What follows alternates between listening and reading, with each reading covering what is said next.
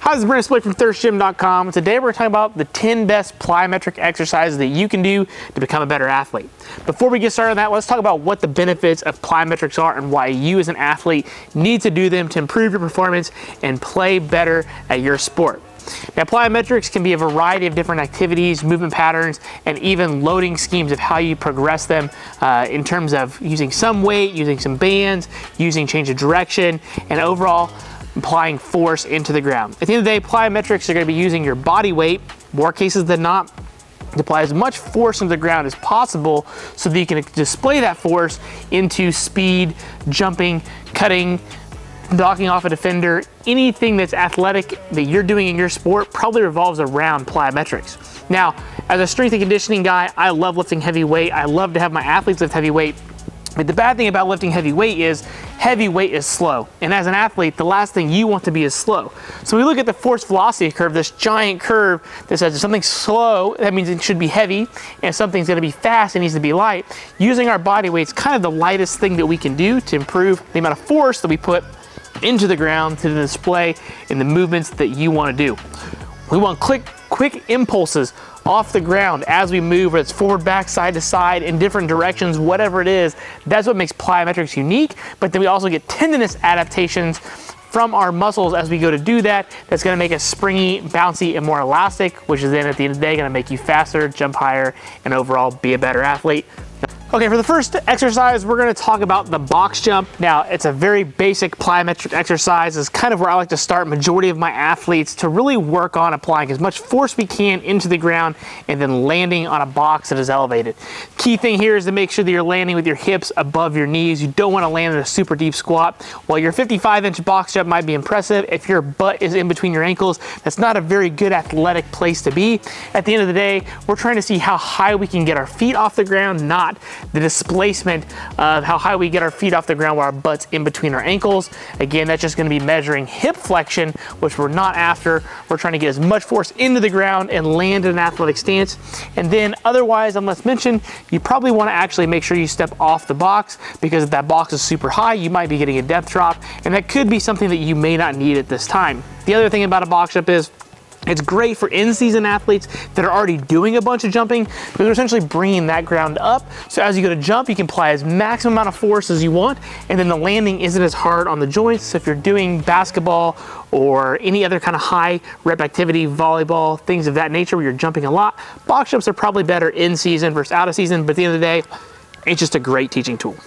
Exercise number 2 is going to be hurdle hops. Now, the reason I like hurdle hops is because it's going to take a progressive approach from our box jump, and we're still going to do this over hurdles, but now we're going to absorb that force from the stretch shortening cycle and apply it multiple times.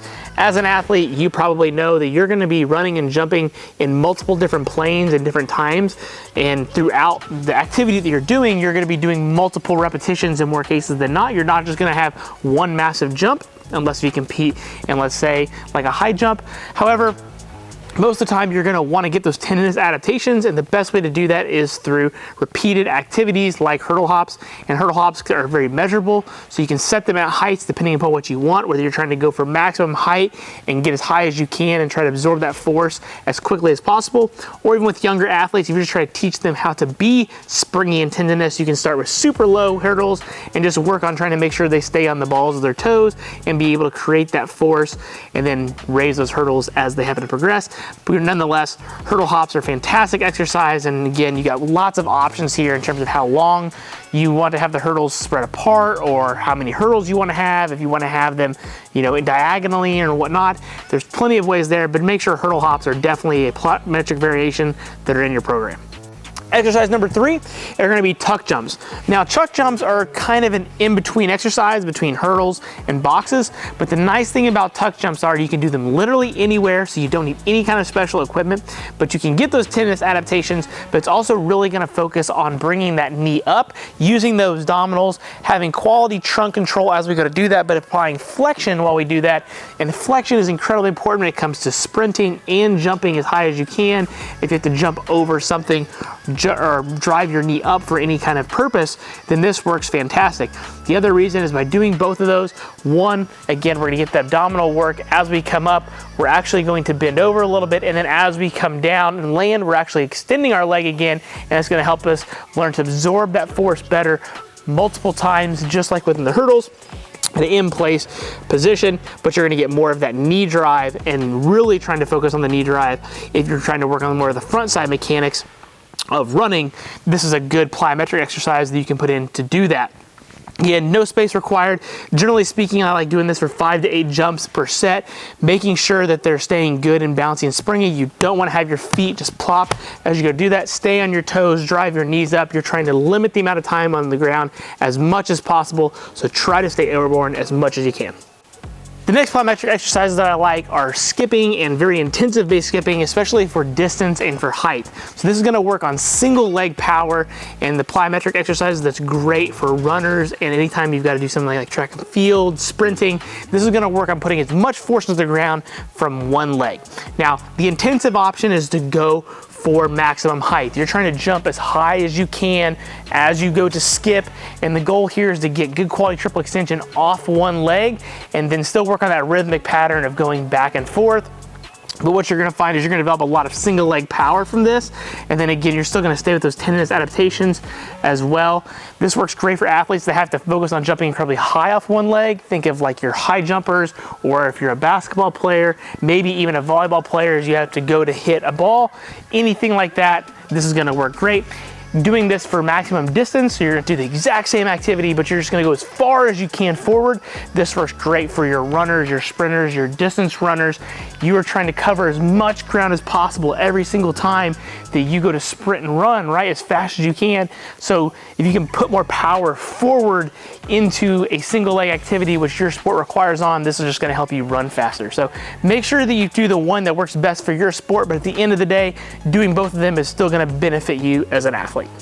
Sticking in that single leg option here, we got split squat jumps. Now these are activities that I like to develop single leg power vertically, anywhere from a lunge based position. This can work especially great for sports like wrestlers or athletes coming out of the blocks or swimmers, where you're gonna prioritize kind of one leg more than the others being a lead leg. You're gonna have to get more power from a single leg perspective.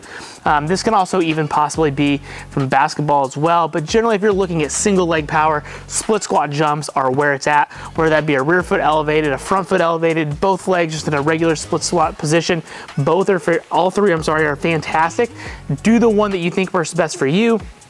I like to mix them up in my training with my athletes depending upon where we're kind of at in season and what I feel they need.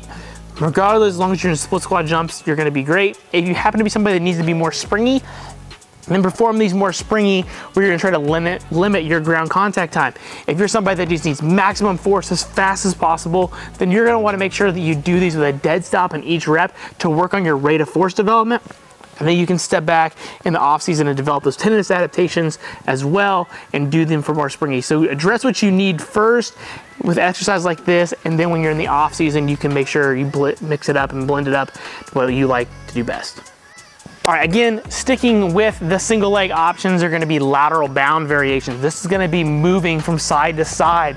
Now, you can do these reactive, going back and forth, really trying to stay pogo-ish, or you can really try to create as much force as possible, stick that landing, dead stop, and then go again. Just like with our split squat jumps, you can kind of adapt to this exercise based upon what you need as an athlete. So if you need to be springy, keep them springy. If you need to work on maximum force striding sideways, then you're gonna wanna make sure you put that into your program. The other nice thing is you can implement this with your hurdles. You can do a lateral bound and then do a hurdle hops into box jumps. You can do lateral hurdle hops to lateral bounds. You can mix these activities up once you start to get grasp of how the general activity works, so you can mix them and blend them to get your ideal scenario with your plyometrics. But making sure that you're doing a lateral bound, especially if you're an athlete that needs to move side to side or you want rotational power, these are plyometrics that are gonna work great for you. Okay, the next exercise, we briefly just talked about this, but making sure that you're using jumps that move side to side and vertically combined. Now, I don't have a specific exercise here to tell you to do because there's so many that you can combine and make up, but a really good simple one's to do a lateral hurdle hop to a box jump. You're jumping sideways, staying reactive, and then jumping as high as you can vertically. You could even do the same thing that you can jump side to side multiple times, back and forth over separate things to a vertical jump. You could do these same things and then do them into hurdle hops. You could do them side to side and then go right into tuck jumps, right? You've got a lot of options here, but make sure that the plyometrics that you're doing involve multiple variability in terms of the planes that you're working in. So you want to move side to side, front to back, and vertically as much as you possibly can. And the more you can blend those up, the more athletic you're going to be, because sport is completely chaotic and you never know which way you're going to have to jump, run, or change direction. So by being able to train in multiple different planes and directions, that's only going to ultimately help you as an athlete. So just make sure you check that box once you've got the basics down. All right, one of the last exercises we're going to talk about here is broad jumps. Now, I'm a big fan of broad jumps for athletes that need to be fast and move forward. Okay, this is still going to train our triple extension and staying springy, but now we can begin to actually work forward in space. So again, being fast, you want to make sure you're able to train forward in space.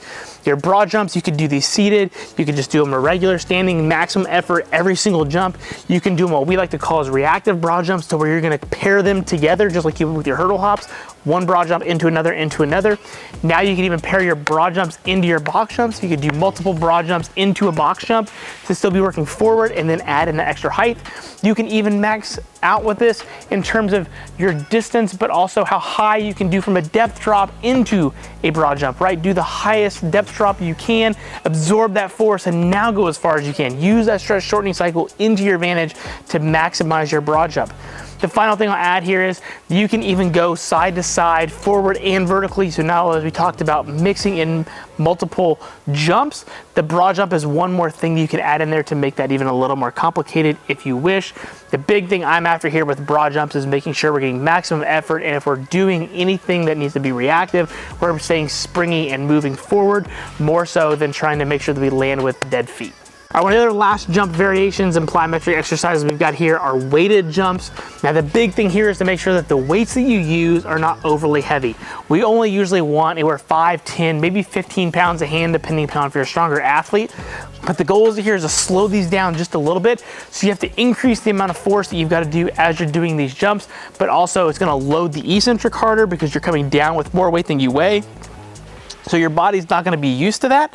So by doing your tuck jumps or rhythmic base jumps in place with weights, your body's going to absorb that force differently. It's going to make better tendinous adaptations so that when you actually go to run and jump and do those things, your body's ultimately more prepared, and it also shifts where we're at on that force velocity curve that we talked about earlier in the video.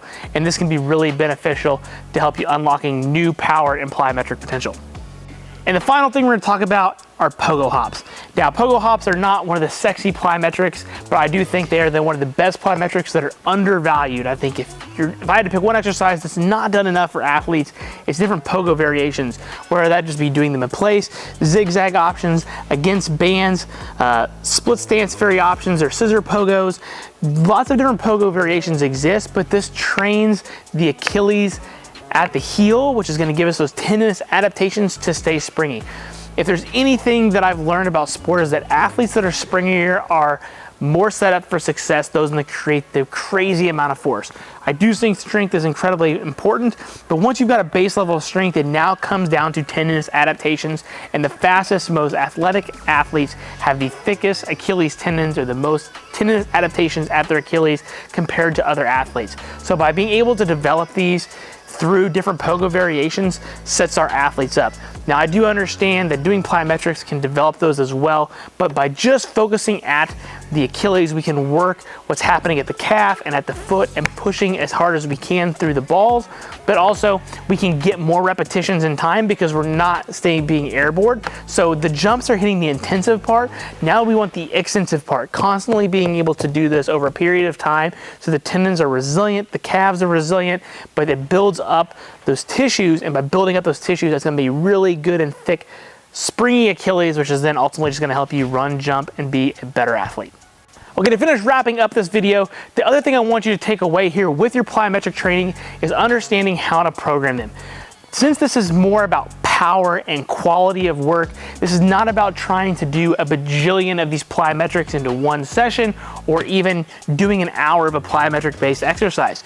You're only going to want to pick a couple exercises from this list or that I've kind of talked about, and ideally you're going to want to do about 3 to 5 sets of 3 to 5 reps on average. Another good thing to think about is the ideal kind of quote unquote perfect number for me is 20 to 25 repetitions of a particular drill. So for example, if I'm going to do box jumps, I may do 5 sets of 5 or 5 sets of 4 or 6 sets of 3, right? I'm right around that 20 to 25 range, and that's going to make sure I can provide as much effort as possible, but also be rested from that effort that I'm giving, right? So by doing 5 reps, by 5 sets of 5, I'm going to take some rest, maybe a minute and a half of rest, maybe 2 minutes, and another 5. Every rep should get the most amount of effort that I can possibly give to it, and I want to make sure I'm recovered between each set so that I can repeat that, because this is going to come down from an effort-based activity, okay? Because there is no weight, in more cases than not, or any kind of other load. You have to give everything you have to every single rep, and by doing that, if you try to do 20 reps straight, it becomes an endurance activity. And again, we're not after endurance, we're trying to create as much force as possible, stay good and springy, and make sure that the reps that we're getting are high quality, which means we want less reps within a set so that we can do that and then repeat that over time. So if you learned anything in this video, please do me a favor, like the video, share, subscribe, leave a comment section below. It really helps me out. We'll make sure that we're going to continue to give you great videos every week. So make sure you check back next week for the next video. Have a great day. Let's see what those 10 exercises are.